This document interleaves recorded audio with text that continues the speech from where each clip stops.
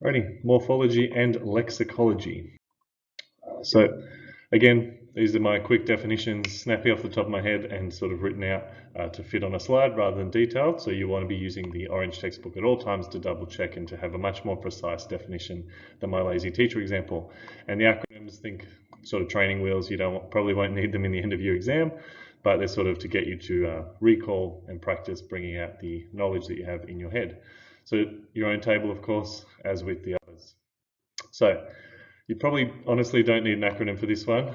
You should just sort of memorize these from Unit 1 and 2, or at least put into practice memorizing them because this acronym sucks, obviously. NAVAM, APIC, PD, so that's terrible.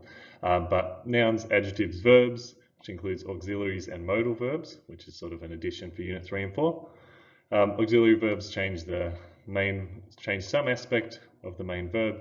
Modal verbs show possibility, likelihood. You know, someone's asking you out on a date. Maybe I could, should I, maybe, perhaps I will, rather than yes, I'll see you there.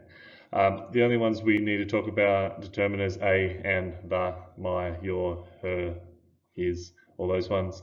The rest are pretty straightforward. Interjections, yelling out, pronouns, replacing a noun.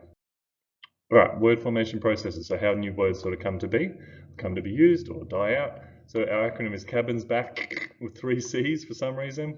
So we've got commonisation. A brand name becomes the name. We don't use adhesive strips if we cut ourselves. We use band-aids. Archaism, a word that is old, out of use, not in active use. You can still use it. It's still in the dictionary probably, but it's archaism, and the dictionary will actually say this is an archaic word to give you a bit of an indication. You know, don't go using that word necessarily to be down with the kids because no one will know what you mean. Borrowing, stealing from another language to using our English language.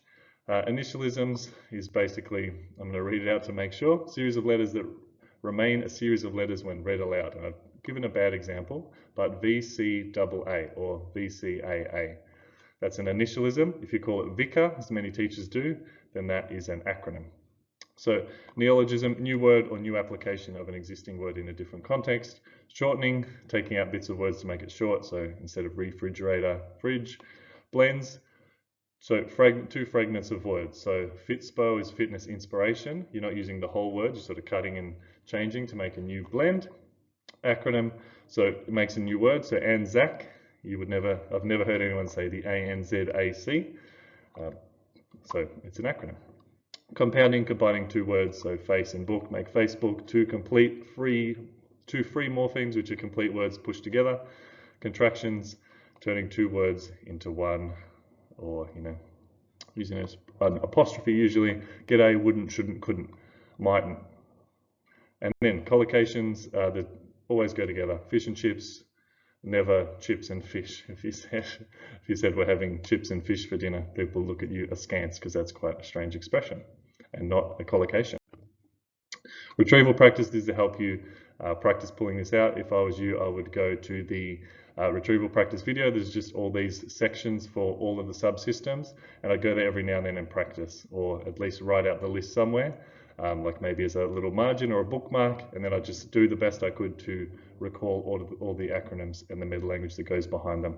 The more you practice that, the more automatic it will be, and the less you'll probably need the acronyms at all. So we've got cabins back with 3 C's. We've got NAV, AM, APIC, PD. So this is the one you don't really need an acronym for. These are your word classes in case you get stuck. You should know them ideally without this